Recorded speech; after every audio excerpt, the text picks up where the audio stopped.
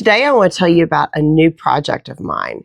I'm going to document my journey with a new puppy in hopes of helping you with the struggles of raising a puppy. First, I'm going to tell you about my new puppy, and then secondly, I'm going to discuss the two most important things that I think you can buy. I think they're necessary, and they set you and your puppy up for success.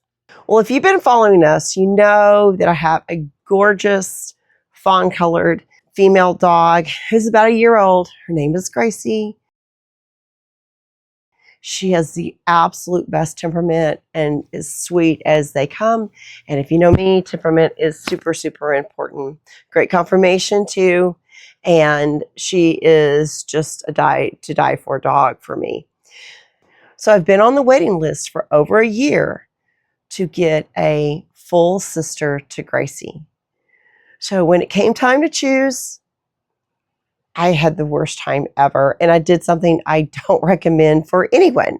So I got two puppies. So here they are. Introducing Serena. Yes, Serena. And Valerie. So these are full sisters to Gracie. I know. And let me tell you, two puppies at one time is not the best idea. I'm going to struggle with it. And I have probably raised over 50 puppies in my lifetime. So this is going to be a venture. I have a feeling they're going to be very different from each other, have different personalities. And that might be good to help document that and hopefully help you with your puppy. So here's our girls. So now that you met the girls, let's talk about my two must-have items for raising your puppy successfully. The first one is a puppy pen. The puppy pen sets your puppy up for success because they can't get into trouble when they're in their puppy pen. So anytime you can't keep both eyes on your puppy, they need to be in the puppy pen. This is going to prevent them from chewing on furniture. This is going to prevent them from having an accident somewhere in your house and you finding it later. It's going to prevent them from getting into something that might be dangerous. So it just keeps them out of trouble. And it sets them up for success because they're just little puppies. They don't know what is safe and what is theirs to chew on at this point and what's not theirs to chew on. They're not even sure where to go to the bathroom at this point and where not to. So the puppy pen is going to be the key to success with your puppy, setting them up for success, not failure. You want to set up the pen in an area where you will be so they can experience the sights and sounds of your home. And you may even need to move it from room to room. I like to use a modular pen with little panels that you can pin together. And you might put it in the family room where they can be in there where all the excitement is, where the family is, watching TV, kids playing, that kind of thing. Or, it might be better suited for your kitchen if you are going to be in the kitchen a lot cooking. Or if you work from home, maybe it needs to be in your office.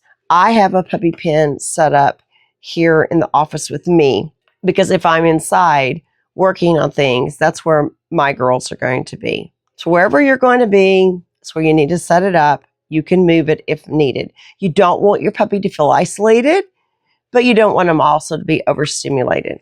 So think about where you want to put it. I like a puppy pen that is about a 5 foot by 5 foot pen. Now you can use an X pen or you can use these modular panels like I have. They work really, really well. And you can buy this closet shelving material like at Lowe's or Home Depot and clip over the top where the pen won't be able to hinge in and out. I also like a crate with a sleeping area in their puppy pen. So make that a comfy area, make that a safe area where they can go during the day when they get tired and go to sleep. Now we want to set up the crate and the puppy pen with all kind of great things that they're going to enjoy doing. Toys, choose scented items. If your breeder sent like a blanket that smells like mom or some toys that smell like litter mates, that's a real good place to put them. And then you can also move that to their night crate later on. If you need to protect your floor, there's a couple of ways of doing that. You can either go to like Lowe's or Home Depot and get a big piece of linoleum that would fit under the pen, because that's going to be easy to clean up. It's going to be easy to sanitize, because expect them to have accidents. Just expect it, because it's going to happen. Or you can use hospital pads like I use to, they're easily, you can easily put those down on the floor. And then you can easily throw those in the washer. So if you need to protect your floor, if it's a surface that needs to be protected, protect it.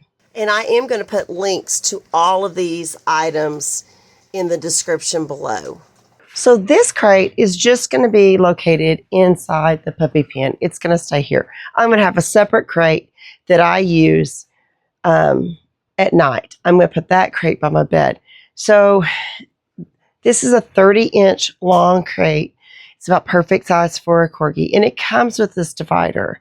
So if the puppy starts going to the bathroom in here, you can actually snap this divider in here, and you can actually make this smaller, because puppies are not going to want to sleep where they've gone to the bathroom.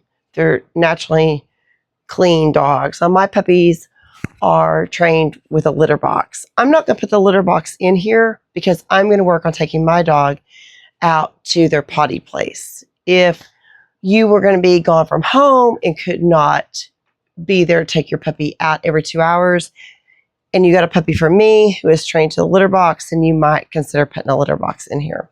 So another thing that can often help is to cover up the crate a little bit. So we're just going to cover it up a little bit, make it a little darker. You can use something like a towel or a blanket, anything. Something that they can't destroy, but that'll make it a little bit darker, and sometimes they appreciate that. And then the second item that sets your puppy up for success is a nighttime crate. Now you can either take the crate out of the puppy pen, or you may choose to get a separate crate altogether. But you want that crate by your bed at night. So once again, the puppy doesn't feel isolated. They feel valued, like part of the family.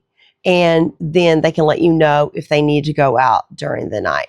The reason that crate training is so important is it sets your puppy up for potty training success. Everything we're going to do is set your puppy up for success without failure. So the crate training is going to teach them they need to hold their bladder and their bowels until it's time to go out. Now, with puppies, a good rule of thumb is that a puppy can hold it about 1 hour for each month of age. So most puppies are going to go home when they are 8 to 9 weeks old. So that means your puppy should be able to hold it for about 2 hours. Now, there are some tricks that you can use at night that will help your puppy sleep a little bit better. But during the day, expect to take your puppy out basically 1 hour for each month of age. So if they're 8 weeks old, about every 2 hours. If they are 12 weeks old, about every 3 hours. So you want your crate set up to be the comfy place. Put a towel, a blanket, a crate pad, something soft in there. Once again, expect for accidents to happen. And there is a right way to clean that up, and I'll explain that to you in a later video.